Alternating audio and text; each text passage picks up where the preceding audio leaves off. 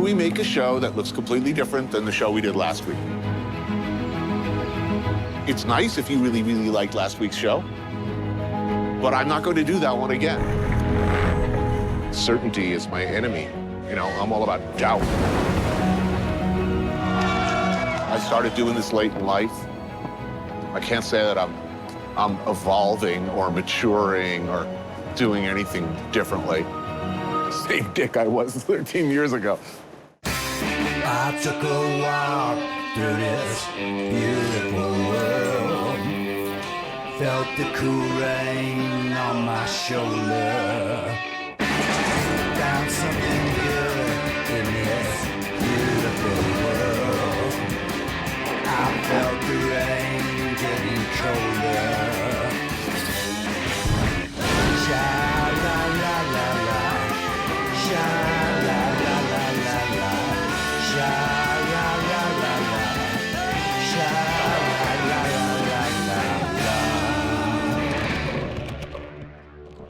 What do you think he did? I mean, in terms of the impact on television, Yeah. it's so multifaceted. Sure. So. I think that prior to Tony on television, food TV, such as it was, and travel TV, such as it was, were both essentially service-based. It was very top-down. There's an expert showing you what to do when you're in an unfamiliar situation. I don't know how to make this. Here's how you do it. I don't know what to do when I'm there. Here's what you do. Here's what everybody does. What I wished for often was specificity. Take me to a place. Show me that real place. Show me what motivates people.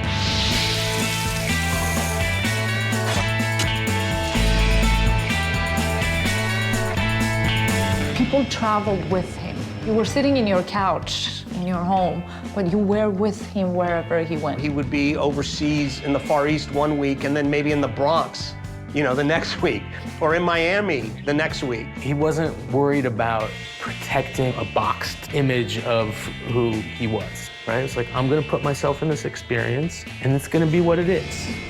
I perceived him a little bit like Indiana Jones. He could be on the road in a t-shirt, having a beer, or in a kitchen talking to the line cooks. And then he could come home and put on a suit and tie and be a man about town, giving a tribute speech to his publisher. You know, he cleaned up good, but he was also really comfortable out in the wild. You see a man step foot into the world, kind of shaky at first, kind of unsure, increasing in confidence in who he is as he's buffeted by a larger world full of doubt, full of ambiguity, full of questions, full of unknowable things, and react accordingly.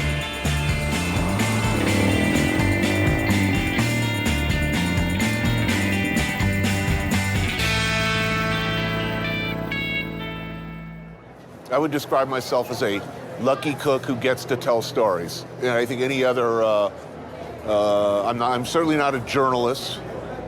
I'm not a chef anymore. I'd like to flatter myself by saying I'm an essayist, but I'm a storyteller. I see stuff. I talk about that. I talk about how it made me feel at the time. I think that's the best. If you can do that honestly, that's about the best you could hope for, I think.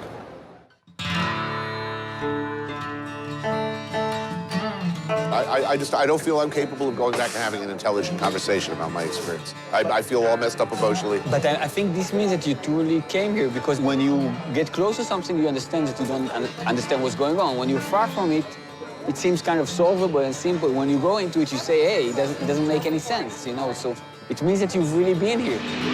It is post-apocalyptic. It's like a science fiction film. What the hell happened here?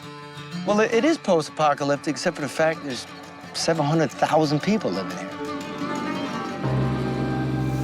So the conventional wisdom seemed to be, it's time to get out of Camden. Why are you still here? Because the need is in Camden. If every decent person in Camden leaves Camden, then we never have a chance. You're gonna stay? I'm not going anywhere. My pop-pop didn't leave. I'm not leaving. This is the only reason they gone. This is the only reason for. Just to protect my children and my wife. 20 years, 30 years. Yeah. Will things be better? Hope not 20 years and 30 years. Hope now, next year, things goes better.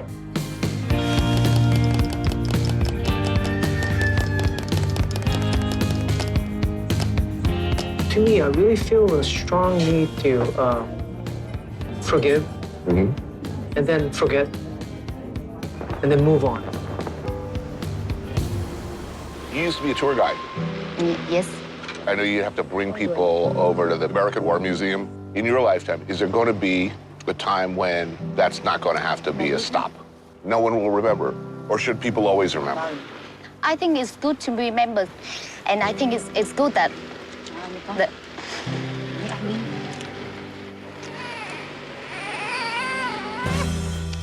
it's important that we know about history.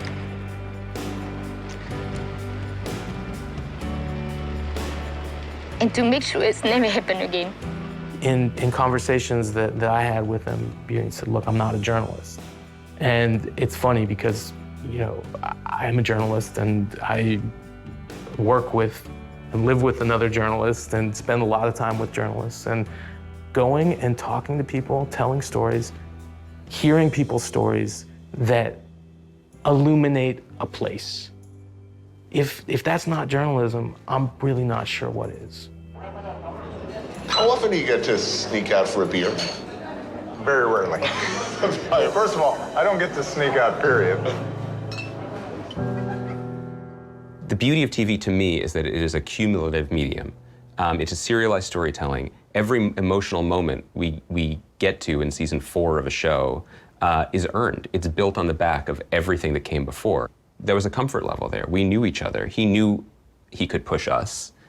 We knew that he would try to push us. People felt like they knew him. They felt like if they met him, he would look out for them. That sounds weird, but I think that's how people felt about him. They felt like he was in their corner. They felt like he was a force for good.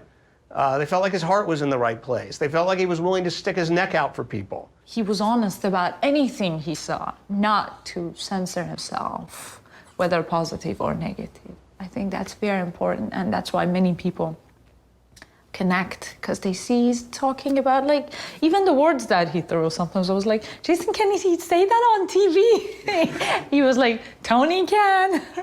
What is the perception of Mr. Putin these days? After 14 years, he's in power. My perception? Personal. Do you really want to hear it?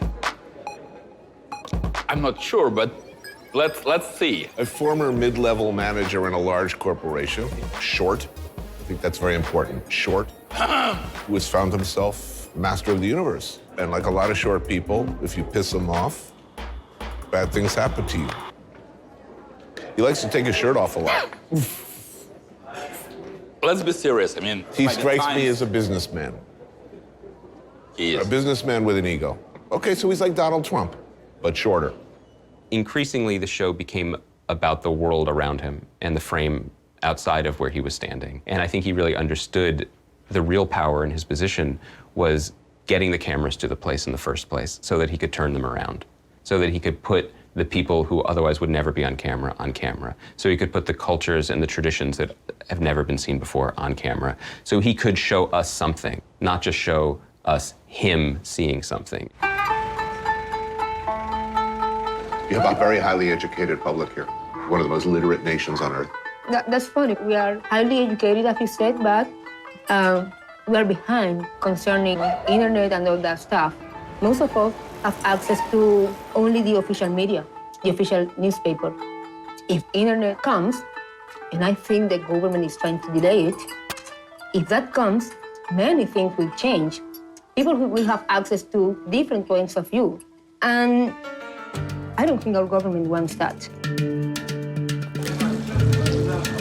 A lot of things happen in a lot of different parts of the country, sort of simultaneously. Kind of amazing that all of these people came together very fast. How did it happen? Yeah. Easy. Twitter. Yeah. It was really like that. Yes. We sent so much information to NATO via Twitter. Did anyone think it was possible that in their lifetime they were going to see the end of this son of a bitch? Most people are telling me they never dreamed. I don't know if you can call them dreams, hopes, wishes. It was just something in the sky. Something I look at every night. Right. But when I hit that point and got into Misrata and stood on Gaddafi's body, any dream will come true. This is a big oil-rich country. Why doesn't it look like Dubai? Well, I hate to be on this show and talk Nigeria down. You know what it is? Because, You hear all these things all the time. So yes, there is corruption. It is about corruption. It's about the fact that the resources that are supposed to be used for people aren't being used for people. Years of military rule meant that people were brutalized. There was a fight against thinking. Imagine if they were all well educated, if they had access to finance. I believe if you're a black person, whether you're African or you're African American, you're never going to get any respect unless there's a successful black nation. Even if you've been traveling nearly nonstop for 15 years like me, there are places that snap you out of your comfortable worldview, take your assumptions and your prejudices, and turn them upside down. They lead you to believe that maybe there is hope in the world. I eat a lot of meals. I'm told about 400 per shooting season, off and on camera. Many of those meals are good. Many are really bad. Many are memorable for reasons good and bad. A few are epic, truly epic. But they do come along probably with more regularity in my life than yours. And I will gloat about that on Instagram whenever possible, by the way. Tony, get closer. You were totally sending me every one of those pictures, by the way. Wow, look at that. This style of dish goes back long before cameras, but it's perfect. Is there a more perfect assortment of colors and textures? Everything great about cooking is encapsulated in this dish. Often the ugliest dishes are the ones that are the most hauntingly delicious. Raw blood soup. I'm eating out of an open wound. Whole live frogs with garlic. That's one of the many stomach of the cow. Alternately unrecognizable, scorchingly hot, or both. I'll tell you, those are some of the best greens I ever had, no doubt about it. This dude's been everywhere. Come on, yes. They're not just delicious, they're luxurious. What can you do to make it better? It's perfect. There's no improving this dish. No. Now, nobody talks, only we eat. Right, total silence. You put far more on the table than anyone could conceivably eat. Is that? If you don't like your guest, you don't put anything. Look, I've eaten a lot of great restaurants around the world, and there was still a little part of me that was saying, you know, this is going to be bullshit. The guy is out in the field yanking weeds out of the ground. I really didn't expect it to be as good as it was. It was delicious. It was amazingly delicious for me. What's fascinating to me, as somebody who first knew about Tony when his first successful book, Kitchen Confidential, came out, is I've always thought of him as a chef, even though it had been years since he had been a practicing chef. You know, Kitchen Confidential, what was the title, the subtitle? Adventures in the Culinary Underbelly? I mean, underbelly's a little bit of a dark word, but that's sort of what his shows were. He gave you the full 360 experience of this stuff. What was its history? What went into making it? What made it great? And his descriptive powers were so great that even though you, as a viewer, this is the great flaw, I think, in any food television, can't taste what you're watching, he could convey what it tasted like, or smelled like, or what it evoked in him. And that, I think, was kind of the magic of it. It was sweet, sweet memories of this Stegosaurus-sized shank of cured pork, boiled and boiled until it literally falls away from the bones, steaming and moist, a symphony of meat and gelatin and good, good stuff. God is hiding in there somewhere. Some things just shouldn't change. I come here to feed my soul. It's the antidote to every other place. Roast bone marrow with parsley and caper salad. Thank you, yes. It's a simple good thing, but it's one of the most influential dishes like in the last 20 years. As I've become older, I've noticed the food that I yearn for is food that I react to in an entirely emotional way. Oh, man. Wow. Now, is there an appropriate way to attack this? Does one go straight in, or does one go at it from an angle? It depends what kind of man you are. If you're a coward, you would go from the corner.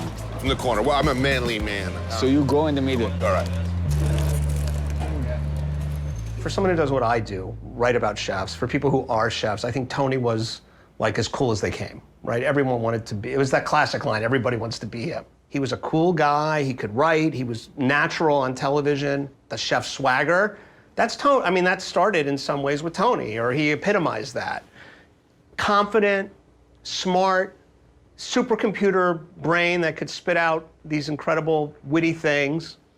But he would go to these places and he would evidence, I think, an incredible humility. He was genuinely curious. He wasn't trying to teach them. He wasn't trying to show off. How long does that broth have to simmer to get good? It's an hour. Wow, really? I would have guessed like 14 hours. I want to see how much you put in there. You gotta make it look really red in there. That should be blood red. Nice burny feeling around my lips, flop sweat.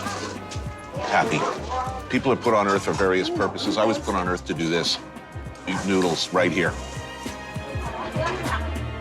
At the end of a long night, decisions good and bad, friends old and new, a night spent playing or a night spent working. All across the world, wherever cooks stumble out of work late, there's a place like this. Gentlemen. Hey, Tony. How are you? Nice to see you. What's up? It's the city that never sleeps. 24-hour mochato, right? This place is very democratic because, like, everybody comes late at night, taxi drivers, hookers, and cooks. Because why is it that hookers and cooks always like are welcome at the same place? You know, we're the same social standing. I'm ready, man. I am hungry. I've had nothing to eat all day. Yeah? I'm starving.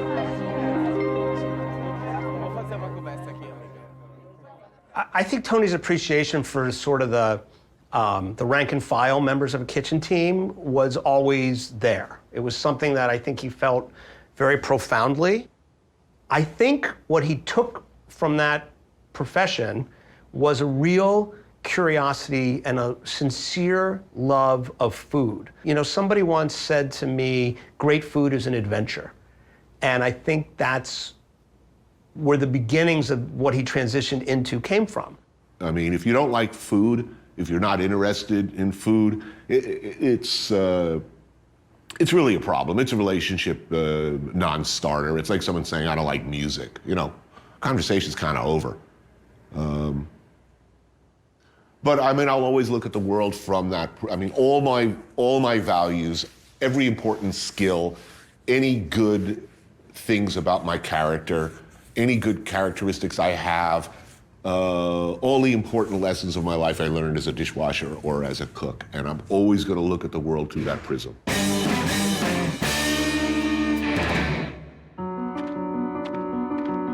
A few years back, I got the words, "I am certain of nothing," tattooed on my arm. It's what makes travel what it is. An endless learning curve. Well, that's a popular metaphor for India. Pakistan is twins, separated at birth. They were never twins. I mean, it was one country. You can say dismembered. Right. You know, if you cut a body in two, they're not going to become twins. The joy of being wrong, of being confused. Critics of the government, critics of Putin, bad things seem to happen to them. Yes, unfortunately, existing power represent, let I say, Russia of 19th century. You could kill a journalist and get away with it. Why are you still here? It's my choice. My choice is fight. I really believe that good journalists can change the world. At first, you see what you see in so many places. Busy markets, the noisy streets. But look just a little bit longer, a little bit deeper, and you'll see it's not so different here. From anywhere, really.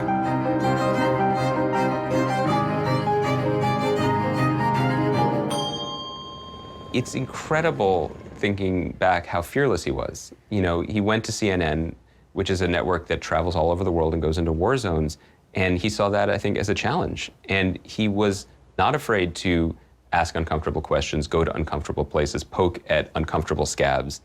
That's kind of amazing, you know, to as you grow more comfortable in station, to become more eager to engage in uncomfortable truths and uncomfortable situations and uncomfortable questions.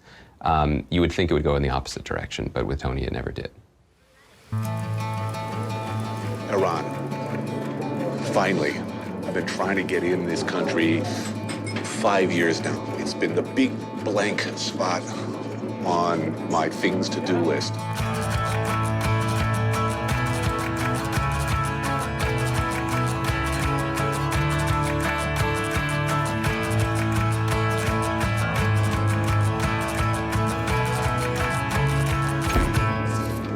Iran, I've seen on TV and read about in the papers.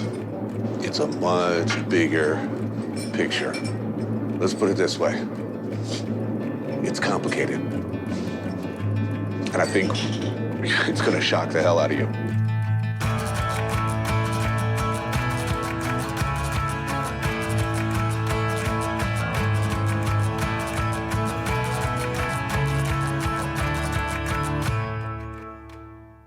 People couldn't believe it.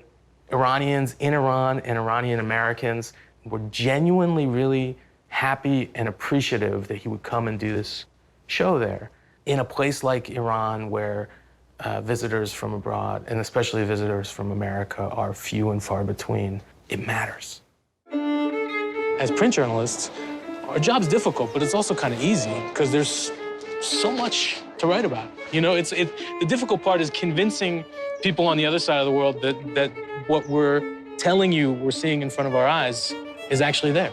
When you walk down the street, you see a different side of things. People are proud, the culture is vibrant, people have a lot to say. Jason Rezaian is the Washington Post correspondent for Iran. Yeganeh, his wife, and a fellow journalist, works for the UAE-based newspaper, The National. Jason is Iranian-American. Yeganeh is a full Iranian citizen. This is their city, Tehran. The official attitude towards fun in general seems to be ever-shifting. How is fun even a good idea? I mean, there's a lot of security, there's lots of rules, there are a lot of people in place to make sure you do the right thing and not do the wrong thing. But there's a lot of push and pull, a lot of give and take. When I first started coming here, you wouldn't hear pop music in a restaurant or It's everywhere now it's now. everywhere. We have police, they arrest girls or women for having bad hijab or not being covered enough. But it's not that we live with the police in our head, you know?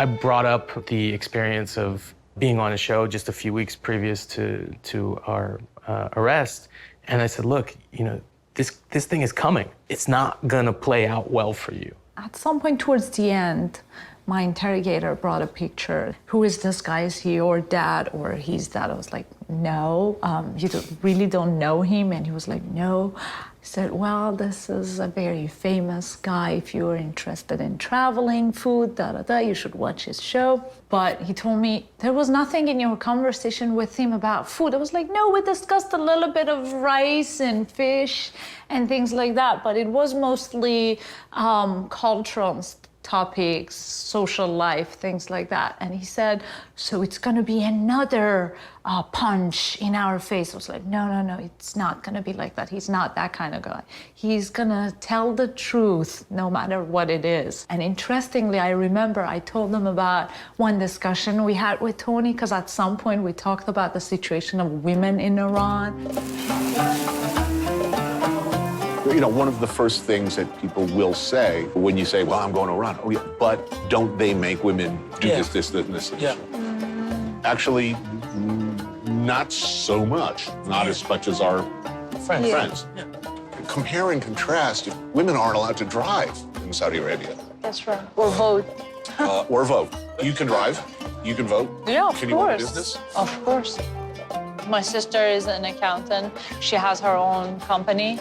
Girls are allowed to do almost everything, except we want to go and watch football, which is like Can't go watch football. We cannot.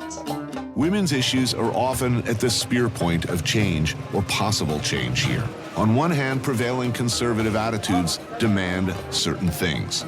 On the other hand, Iranian women are famously assertive, opinionated. It's a striking difference from almost everywhere else in the region. So why are we so friendly with the Saudis again? It's a great question. It's a really good question. I'm happy that you asked that question.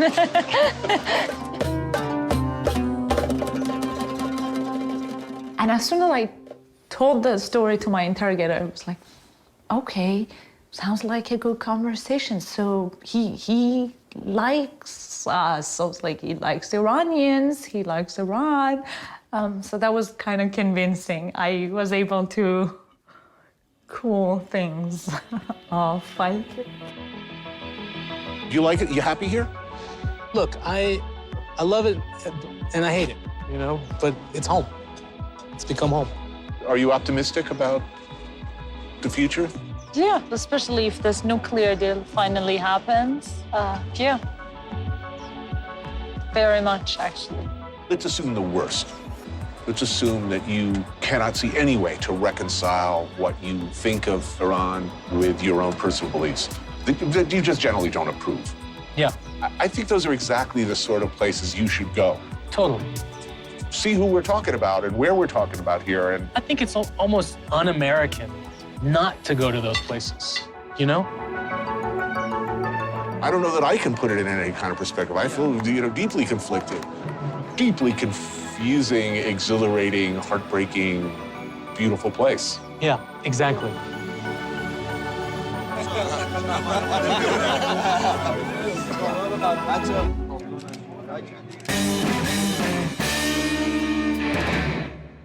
When putting together a list of where we're going on any given year, there's a really unhealthy fascination with my relationship with plumbing, shall we say. So basically, if I'm going without a crapper for extended periods of time on one show, the next show is pretty much going to be someplace with good hot water pressure and a degree of flush toilets that even the most skeptical and cranky person would find curiously pleasing.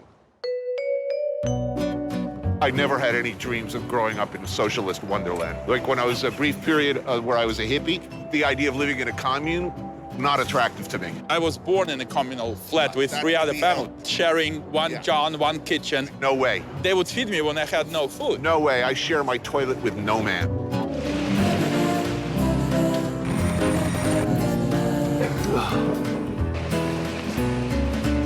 Well, I'm looking forward to the week. Yeah. This is a low-impact show. What is a low-impact show? It means I'm not, paddling upriver. It means I get a flush toilet, eating well, constantly. You like luxury. I do. Look, I do. I like a fluffy hotel towel. I like a bidet. Look, I like warm jets of water squirting up my ass. I mean, who doesn't?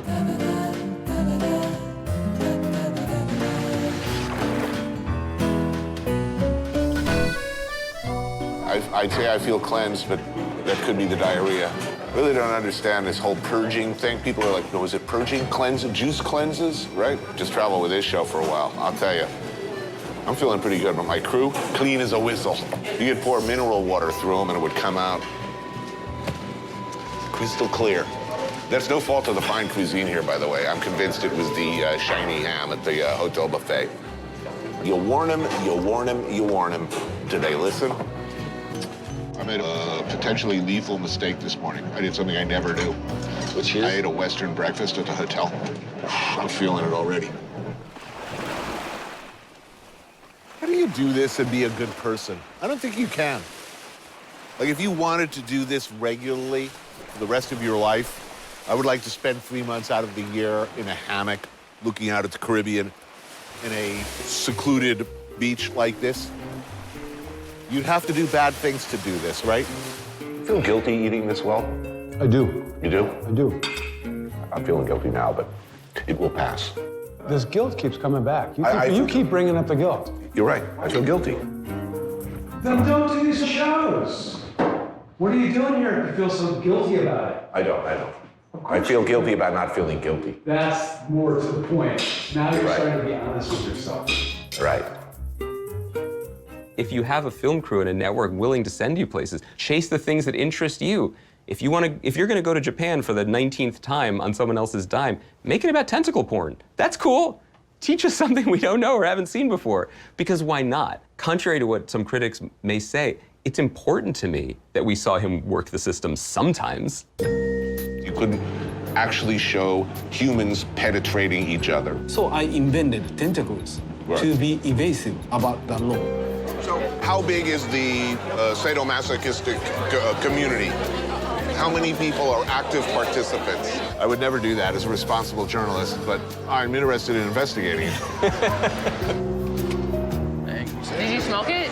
Yeah, I can't compare and contrast because I've been trying them all one after the other. I'm trying to be respectful of a 5th-century religious tradition here. I'm not sure about the teeth. This is the necklace ones. Oh, I'm trying to think of a circumstance that you could wear that around your neck. Oh, jeez, it's a cock-a-lanch.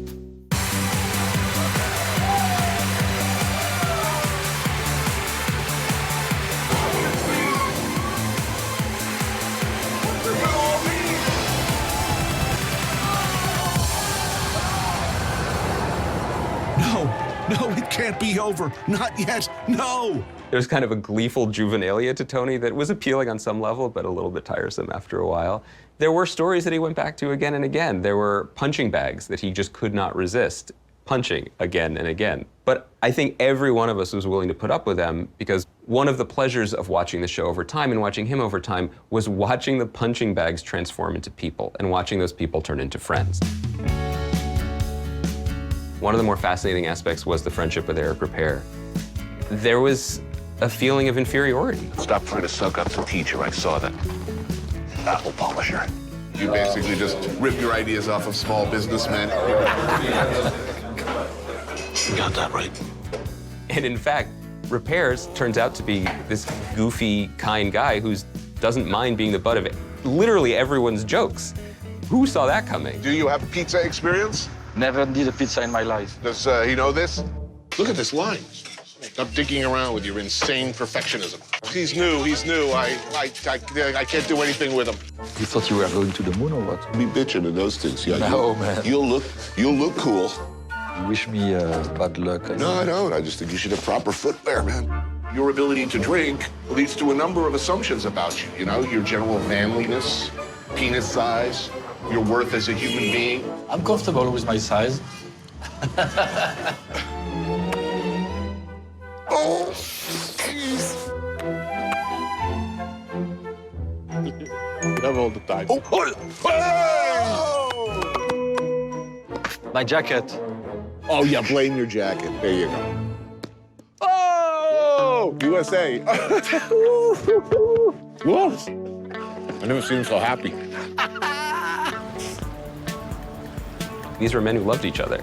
And we got to see that on television. And they weren't really shy about hiding that. It was goofy, and he made Ripert eat Sichuan chilies until he wept. But it all came from a place of love and affection that is rarely captured on television and honestly will be very, very hard to replace. Whoa! I'm telling you, I feel a lot more comfortable if you hadn't had 2 portions of eggs. This is amazing. Come in my selfie. Oh, it's a video. Hold on. Eric's a Buddhist with really good, solid, values. I've never seen him wish ill on another human being. He really does live up to his Buddhist faith.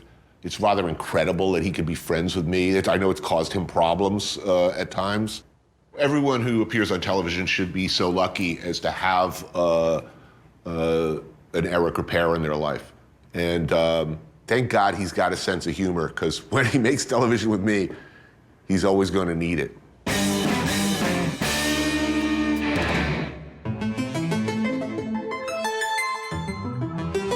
I think that Tony never shied away from the fact that he was changing the narrative. He was changing the story. He was bending reality.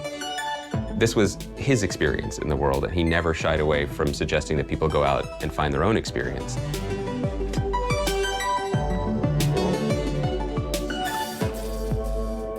The beauty of making so many episodes and traveling so many times and revisiting so many times is that there's always more to see. There is a large story, and then there's a small story. And if you peek inside that small story, there are 1,000 more stories. And his willingness to let those stories be told and find the right storytellers for each one of those was incredibly impactful.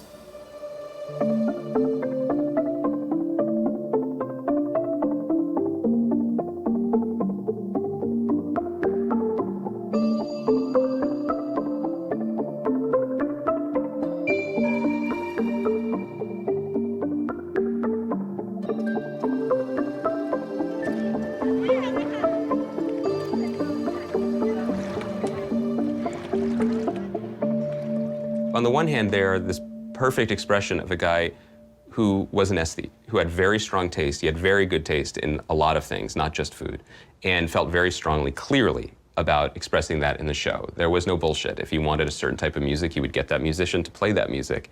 If he wanted stylistic reference, I'm sure he would make everyone on the crew watch 100 movies until you got it exactly right. That has value in and of itself. But what he did with that reference was purposeful. What he taught me about working class cinema and about the absolutely inextricable connection between an artist and a place. That's much more meaningful than just dropping a loose reference. It's a beautiful package to Trojan horse some other thought inside of it.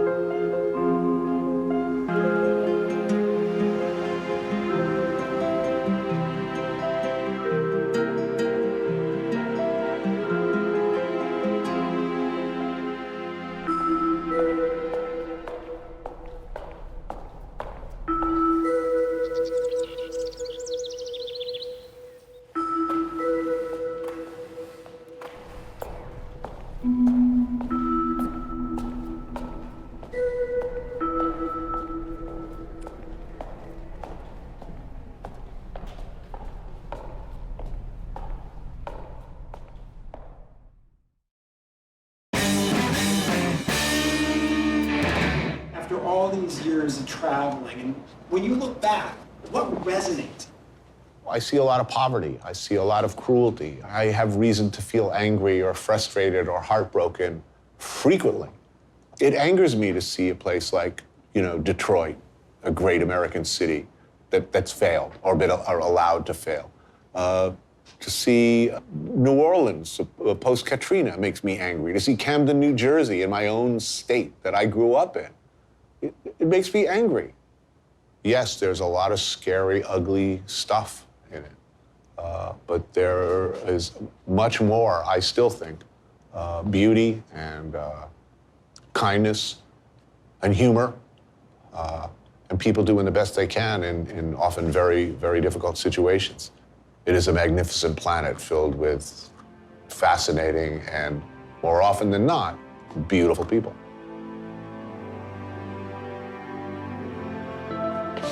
Where's that sandwich? I've been thinking about this a lot recently. This is a man who traveled the world, what was it, 200 days a year more.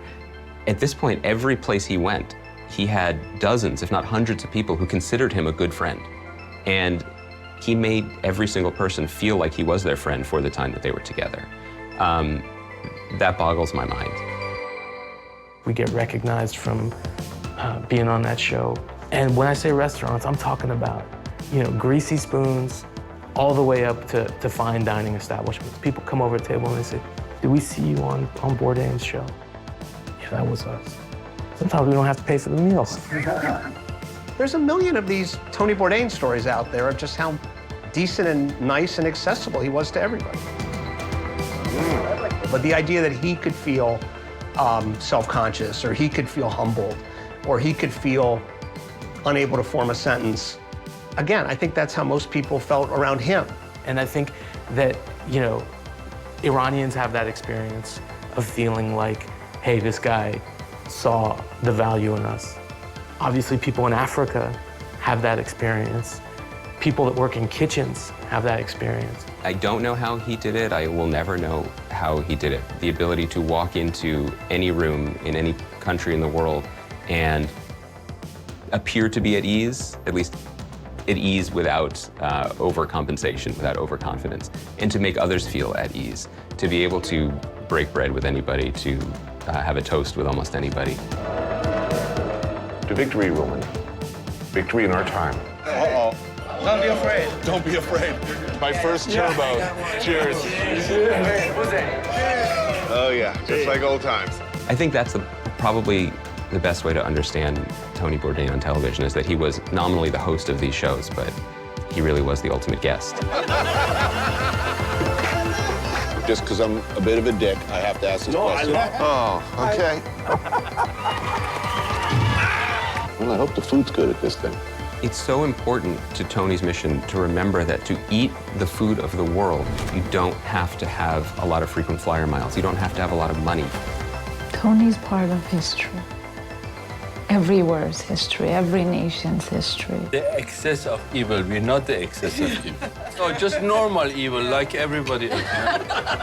You're a guy who at various points in life has pretty much, one way or the other, been able to have a lot of things that ordinary people would never have. You've had many, many adventures. I know. Given that, what thrills you?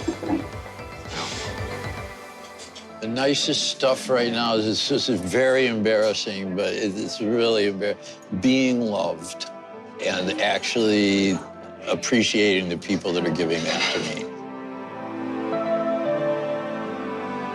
And I guess that's what we all want as human beings, isn't it? To be loved, to be cherished. This is Anthony Bourdain, CNN. Good night, and eat more Spam.